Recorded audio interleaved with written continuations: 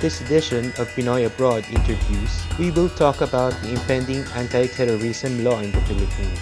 The proposed measure, which was rubber-stamped by the Philippine Congress in just a matter of days, is now awaiting President Duterte's signature for it to be fully enforced. The Filipino people have expressed strong opposition to it, dubbing it as the terror bill for fear of another Marcosian type of rule. We talked with NDFP Chief Political Consultant, Professor Jose Maria Sison, to learn his perspective on this.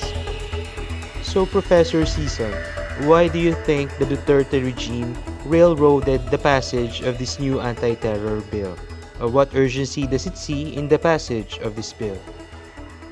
The regime is railroading the passage of the draconian bill in order to reinforce and aggravate state terrorism. Duterte intends to use the projected law to suppress the broadest range of social activists, critics, and opponents of the regime. It is a key element in a scheme to impose a full-scale fascist dictatorship on the people. What does this so-called anti-terror bill mean to the ordinary people? How will this affect their lives? Any ordinary person who makes any legitimate demand or criticism of those in power is liable to be red-tagged, put on surveillance, and framed up, accused by the police and military of engaging in acts of terrorism, arrested without any judicial warrant, and detained without any charge for as long as 24 days. Under these conditions, abductions, torture, confiscation of property, and murders will be done by those in power and their armed minions. The broad masses of the people will be deprived of the basic democratic rights of free speech and assembly. They need to exercise their rights, especially because of the worsening economic and political crisis and the escalating conditions of oppression and exploitation. Who are the real targets of this bill? The rising legal opposition forces, the critics, the human rights defenders, opponents of treason and corruption, and other social activists are the most accessible and easiest targets of the draconian law. Duterte is merely using the anti-communist and anti-terrorist rhetoric in order to give them the license to use state terrorism against any organization or person deemed as opposed to his scheme to perpetuate himself and his dynasty in power. In effect, the broad masses of the people are the target of Duterte for mass intimidation. He's practically saying that anyone who complains about his acts of treason, brutality, and plunder will be immediately arrested and killed. Many are saying that this move is similar to the emergency powers of Marcos prior to the declaration of martial law. Do you see it that way, entrenching himself and his followers in the Senate and Congress in power? Duterte has always arrogantly presented himself as a Marcos wannabe. He's using the Marcos playbook and grabbing more emergency powers, like suspending the writ of habeas corpus in 1971, in order to prepare for the formal declaration of martial law in 1972.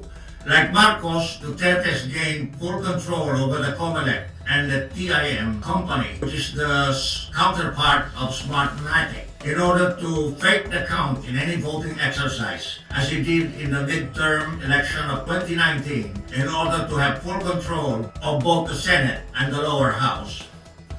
It is the common view of all defenders of human rights that the so-called anti-terrorism bill is the key to the complete realization of his scheme of state terrorism and fascist dictatorship, even without having to declare martial law formally. In that sense, he's worse than Marcos, more greedy and more brutal, although less intelligent and very short-sighted.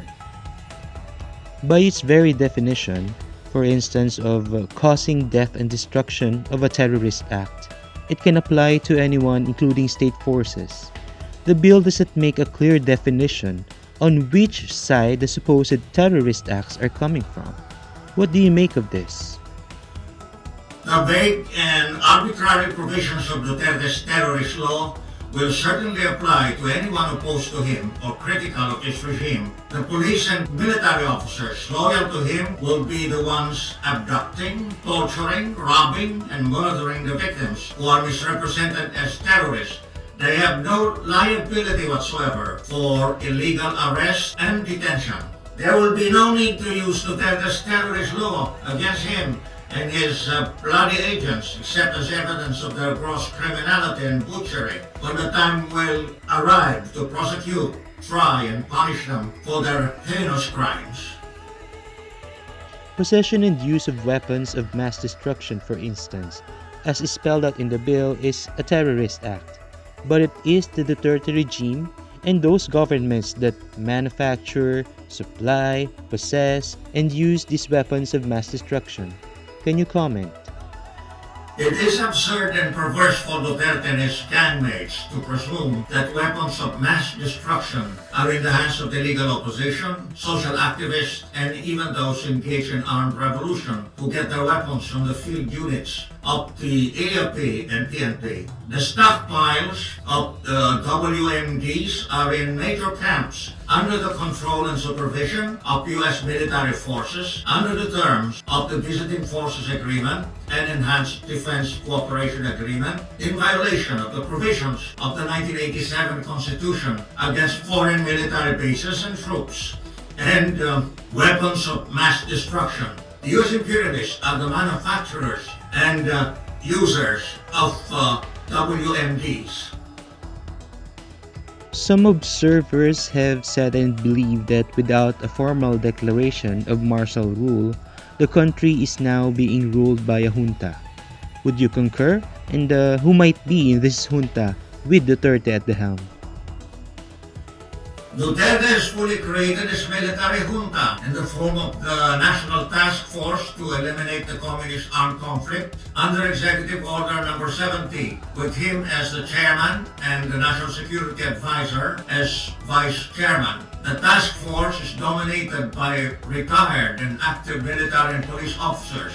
It has 21 members belonging to the Duterte cabinet, with the exception of 2 representatives of the private sector. It has gained more power and resources as a result of the COVID-19 crisis through the Interagency Task Force, which is practically a replication of the NDFP. A fascist dictator can only rule effectively for a certain period if that rule is also supported by a firm economic and financial infrastructure. Marcos initially had the economic and financial resources to prop up his regime, but when those resources dried up, the Marcos regime began to deteriorate. Considering that this regime is far more indebted and the economy is facing a serious crisis unprecedented since the Marcos regime, would the Duterte junta be able to sustain its terrorist rule? It is true that even if there is a relatively stable economic and financial infrastructure, a fascist dictator can rule effectively only for a certain period because the people wish to enjoy their democratic rights, allow martial rule only for a certain period, and thereafter have a better economic and social situation. But as proven in the past, the Marcos fascist regime wasted tax revenues and foreign loans through unbridled corruption. As of now, the Duterte tyrannical regime has already wasted public resources through plunder and rising military expenditures. The regime is bankrupt and has brought about a serious economic and political crisis of the ruling system. The people are already fed up with the escalating conditions of oppression and exploitation. They are outraged and wish to oust the Duterte regime. The perfect storm is rapidly gathering in the Philippines. Would you know about the sentiment of patriotic soldiers in the AFP in the midst of the pandemic and Duterte's move for open fascist rule? I have relatives, fellow Ilocanos, and friends among officers and enlisted men in the AFP. I have learned from them that an increasing number of AFP officers and men are disgusted with the favoritism of Duterte for the so-called Davao clique of AFP and PNP officers and their own gangmates. with the criminality and corruption conceded to them by Duterte in order to keep their loyalty, and with the veritable conversion of the AFP and PNP into his private army. They are outraged by Duterte's drive for fascist dictatorship amidst the COVID-19 crisis. What about the sentiment of the international community? After the fall of many US-supported fascist dictators, it doesn't seem to be the norm to support or extend support to a wannabe fascist dictator like Duterte. Can you comment?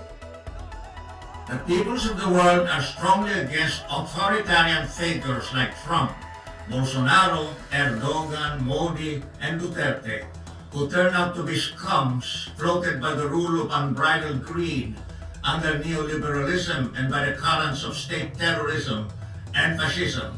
The huge mass protests that emerged last year on a world scale are certain to resurge this year because of the much worsened economic and political crisis of the world capitalist system as a result of the COVID-19 pandemic, the plunge of economic activity, and the exposure of the antisocial character, corrupt and brutal character of the authoritarian regimes. Look at what is happening in the US against the Trump regime and the US ruling system. This is a signal for the resurgence of various forms of resistance at a new and higher level on a world scale. What can the people do to defend themselves from the terrorism bill?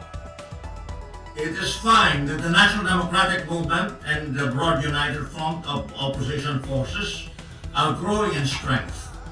The people must become well informed about the terror bill of Duterte, and they must organize and mobilize themselves to speak out and act to oppose the bill.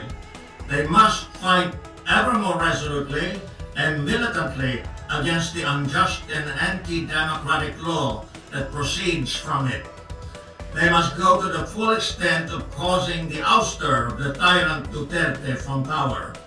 Concerning the forces of the armed revolution, I do not have to urge them to fulfill their task of fighting the tyrannical regime. I think that they know what they are doing in serving the people and fighting for a just cause.